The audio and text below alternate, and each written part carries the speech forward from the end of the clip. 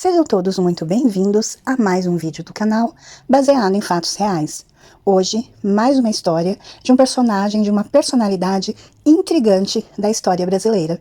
Vocês vão gostar muito de conhecer. Antes de começarmos a contar essa história, logo no comecinho eu já peço para vocês deixarem o seu like, o seu joinha aí, que ajuda muito no engajamento do canal, faz com que ele chegue a mais pessoas. Se vocês chegaram aqui por causa desse vídeo, mas ainda não é inscrito, se inscrevam no canal e ativem o sininho de notificação. Assim vocês sempre são informados toda vez que eu postar um vídeo novo. Deixem um comentário e compartilhem nas redes sociais, com os amigos, parentes, os vizinhos. Peçam para eles virem conhecer as histórias que são tão interessantes e também se inscreverem no canal. Rapidinho a gente vai conseguir chegar aí nos 1000 inscritos. Conto com vocês.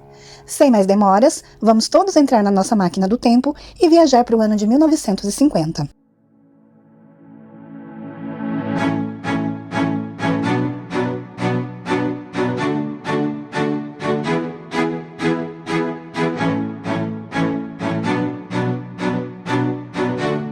Nossa história é um personagem muito controverso, uma pessoa com muitos altos e baixos, que oscilava muito entre o bem e o mal, mas que marcou muito nossa história. Não é tão conhecida assim e eu acredito que muita gente nunca ouviu falar, mas será bem interessante conhecer essa história de Andréa de Maio.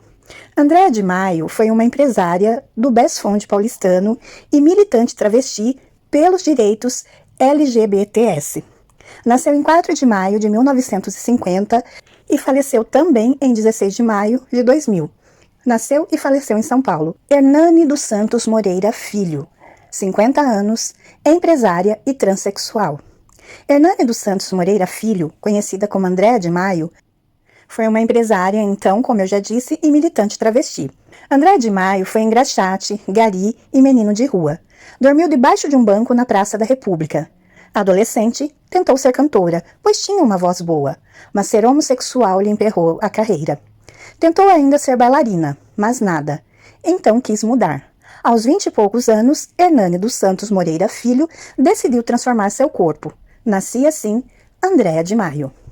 Naquela época, anos 70, quanto mais litros de silicone tivesse um travesti, mais poderoso ele era e mais respeito conquistava em seu meio. E Andréa se encheu de silicone, fez a famosa viagem a Paris e, na volta, abriu com Valdemir Tenório de Albuquerque, o Val, a boate Val Improviso, lendária casa de shows de travestis no Marquês de Itu. A Val Improviso e o Val Show, na Frederico Steidl, ajudaram a escrever a história do underground paulistano, com seus shows e sua frenética atividade que às vezes chegava até o meio-dia. Cazuza foi um dos frequentadores, e não raro, a noite terminava com um cantor ao violão. A Val Improviso entrou até em letra de música, ou com um prosaico churrasco. Andréa de Maio se tornou uma espécie de mãe de todas. Poderosa, protegia e defendia as travestis das intempéries da vida noturna. Quando abriu a sua própria boate, a Proibidos, na Amaral Gurgel, passou a abrigar esse segmento que muitas vezes era discriminado, até mesmo dentro da comunidade gay, pois muitos clubes noturnos não deixavam entrar travestis. A Proibidos, Andréa de Maio misturou e aceitou todo mundo, em meio a garçons nus que fizeram o sucesso da casa e chamaram a atenção da cidade.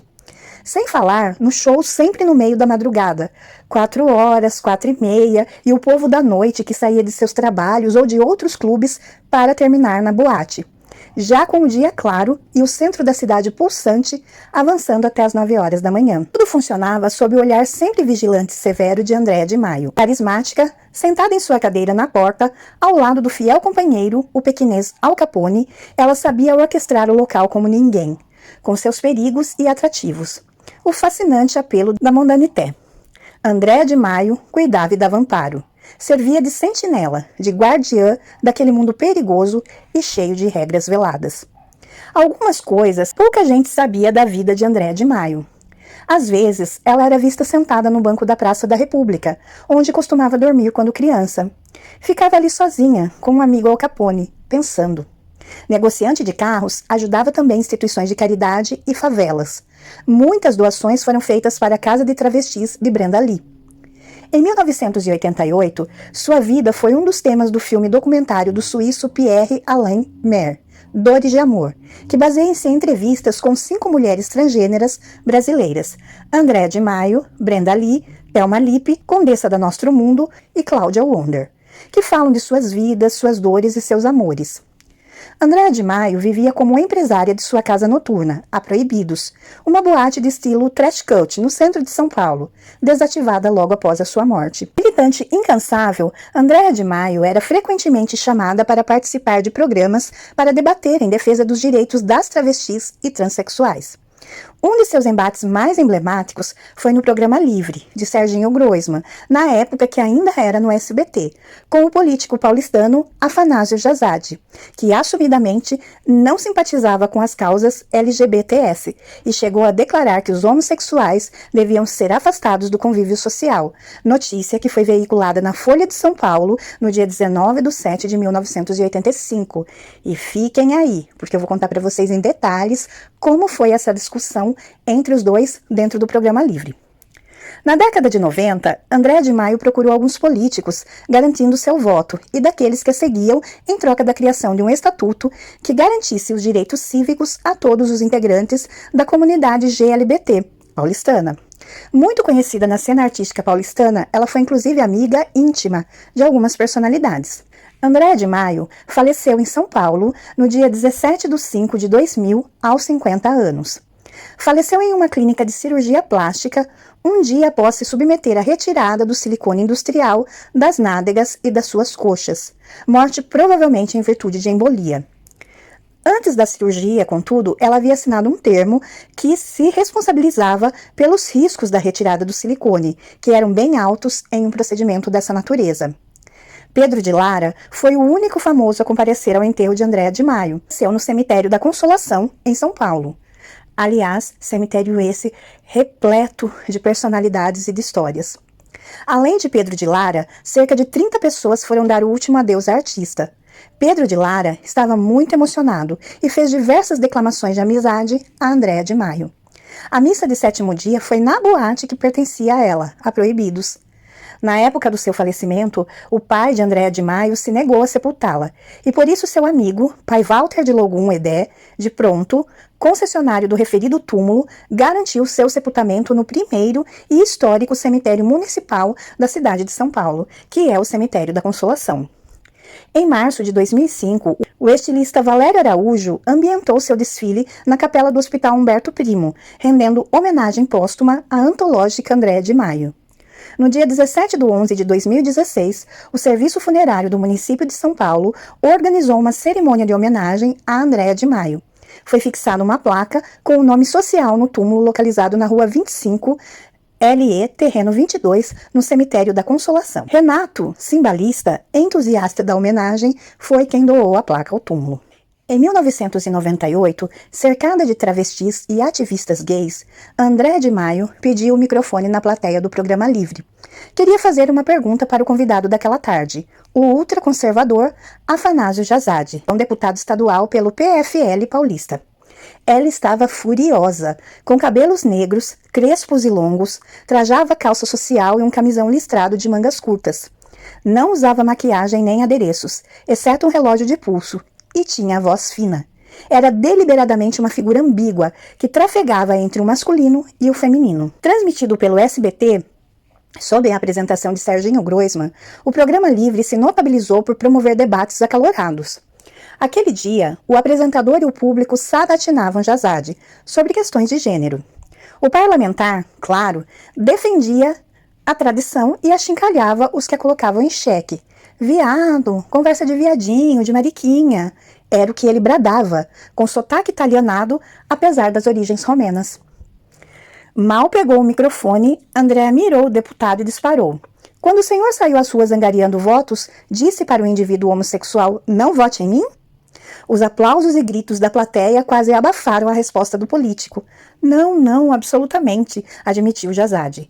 Ainda irritada, Andréa jogou o braço esquerdo para o alto e para trás, como se falasse. Então vá se catar.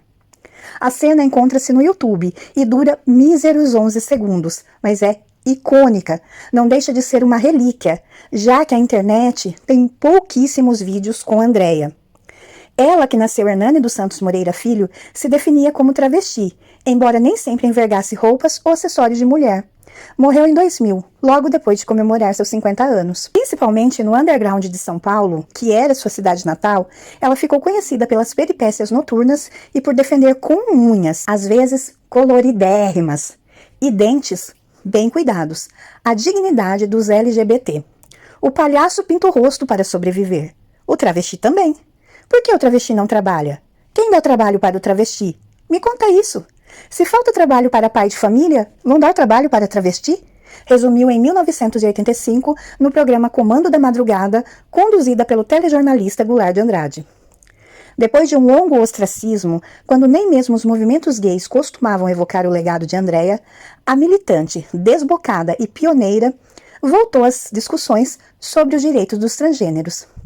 Em novembro de 2016, por iniciativa da Prefeitura paulistana, o túmulo dela, no Cemitério da Consolação, recebeu uma nova identificação. Para os que visitarem a sepultura, descobrirão que ali jaz não apenas Hernani dos Santos Moreira Filho, como anuncia a placa de bronze original, mas também Andréa de Maio, conforme indica a placa recém-afixada. As duas inscrições aparecem juntas, uma embaixo da outra. Já faz algum tempo que em diferentes documentos, travestis e transexuais vêm conseguindo substituir seus nomes de batismo pelos adotados socialmente. O reconhecimento oficial, desta vez, se estende à seara dos mortos. Se a ativista decidiu viver como Andréa, gesto que lhe custou um bocado, por que haveria de morrer somente como Hernani? Pai, vou operar logo. Preciso tirar a M, pontinho, do silicone. Está dando rejeição. Era uma sexta-feira quando Andréa comunicou por telefone que iria se submeter a cada cirurgia.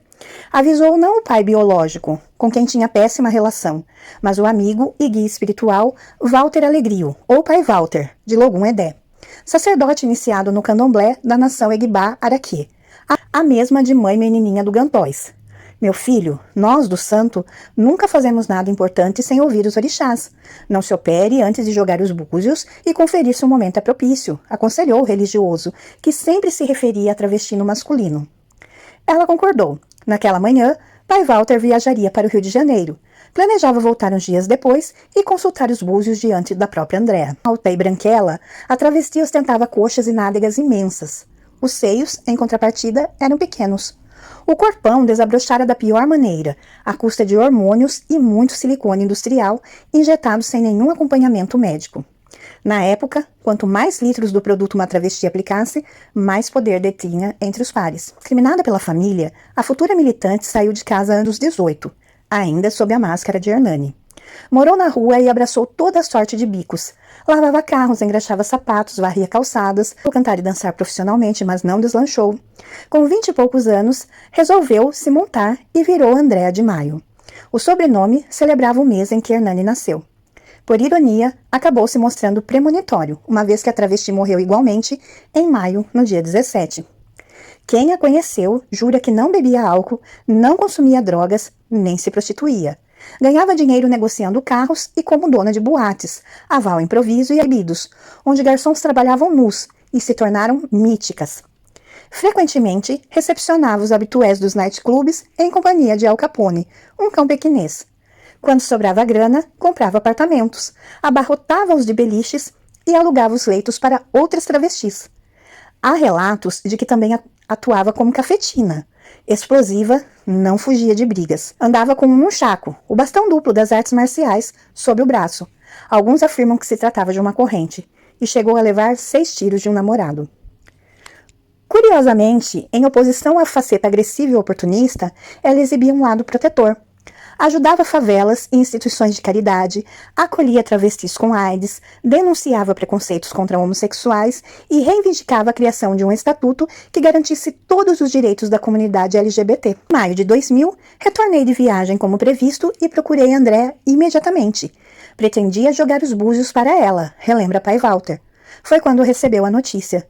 Negligenciando recomendações do amigo, a travesti se operou antes de escutar os orixás. Sofreu complicações pós-cirúrgicas e não resistiu.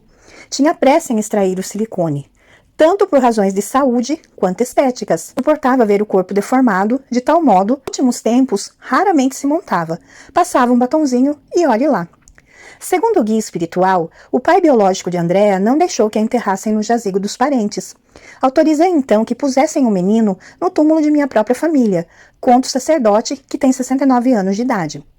Quase 2 décadas depois, quando o serviço funerário do município de São Paulo manifestou o desejo de reparar a memória da ativista, pai Walter permitiu que instalassem a nova placa, doada pelo professor e arquiteto Renato Cimbalista, um dos idealizadores do ato.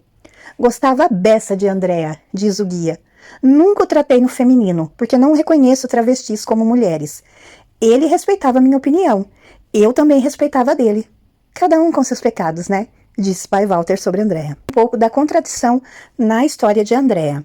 Em um tempo onde a diferença não tinha vez, as ruas de São Paulo conheceram uma poderosa chefona. Andréa de Maio foi sinônimo de muita coisa. Agressão, exploração, prostituição, cafetinagem e chantagem. E algumas de suas vítimas sentem rancor até hoje. Em família humilde, Andréa de Maio acompanhava a mãe faxineira em seu trabalho na TV. E foi nos bastidores da mídia, sob a imensidão do universo do entretenimento, que ela viu despertar a vontade de seguir a carreira artística. Com o passar dos anos, trocou os sapatos que engraxava nas ruas do Arouche pelos palcos. Chegou a se apresentar no programa do Bolinha, mas, apesar do vozeirão, não prosperou. Era homem, mas feminino demais para aquele tempo. Militante dos direitos LGBT, Andréa passou a ser convidada constantemente para participar de programas de televisão, como os concursos de transformistas que eram promovidos por Silvio Santos e até mesmo, como já citado, no programa do Serginho Groisman. Apesar de importantes para o movimento LGBT, as participações não custeavam a vida de Andréa. Se nem emprego para pai de família existia nos anos 70, imagina para um transexual. Na tentativa de ganhar a vida e sem ser aceita em lugar nenhum, Andréa de Maio teve que recorrer ao submundo. A vida noturna de São Paulo era um lugar glamouroso, mas perigoso, dominado pelas histórias que iam pelas bocas das meninas e dos homossexuais sobre a cafetina transexual Jaqueline blá blá blá. Dura na queda, alta e de aparência machuda, Andréa de Maio chantageou, agrediu e amedrontou muita gente para ser respeitada entre as profissionais do sexo do centro de São Paulo. Com a taxa que cobrava das meninas, começou a empreender. De acordo com Chico Felitti, existem relatos que a poderosa chefona possuía mais de 15 apartamentos em seu nome. Com essa gama de imóveis, Andréa criou sua própria fábrica de fazer dinheiro, ou melhor, sua própria família. Sob uma boa premissa, ela tirava as meninas da rua, as colocava para dormir em seus apartamentos, protegidas de marginais e dos agentes da delegacia de costumes, que costumavam enquadrar travestis por vadiagem. Mas Andréa também explorava as filhas, como as chamava. Cobrava delas lençol, comida, teto. Às vezes levava as meninas para a Europa e as obrigava a colocar silicone e a arcar com as passagens de avião, de modo que elas nunca conseguiam quitar essas contas, muito menos sair da prostituição ou da casa da mamãe. Quando não mandava as filhas para o exterior, a própria Andréa fazia às vezes da bombadeira e aplicava silicone industrial de forma clandestina. Relatos denunciam que ao menos 2 travestis morreram nas mãos dela. Os devedores não passavam ilesos a Andréa de Maio. Quando não eram mortos, sobreviventes detalham agressões e facadas. Fato é que a mãezona nunca andava despreparada. De um lado, ela carregava um nunchaku, arma branca chinesa. No outro, estava seu fiel escudeiro, o pequinês de nome Al Capone. Apesar desse histórico sombrio, por trás da história de Andréa de Maio, como nós já falamos, ela tinha um lado filantrópico muito forte. Ela lutou contra o preconceito às pessoas LGBTs, ajudou instituições de caridade, distribuiu itens básicos em favelas, além de ter feito diversas doações generosas para a Casa de Caridade da Brenda Lee. Era uma militante transexual que era considerado o anjo das travestis. Em um tempo onde muita gente morria de AIDS, ela contribuiu para que esse cenário se rompesse. Militante imparável e matriarca vigilante. Andréa foi cansando de se montar com o tempo. Soltar os cabelos e passar um mero batom se tornaram gestos e sinais de bom humor para quem convivia com ela. O silicone que havia aplicado em sua viagem a Paris, carinhosamente chamado de um fusca em cada perna, pela própria, foi retirado. O bumbum avantajado também ficou para trás. O que Andréa de Maio mais queria era uma vida longe da noite e mais tranquila. Veio descansar um dia após o procedimento da retirada do silicone no bumbum, possivelmente de embolia pulmonar. Como havia assinado aquele termo de responsabilidade a respeito do risco da cirurgia, as autoridades deram o caso por encerrado.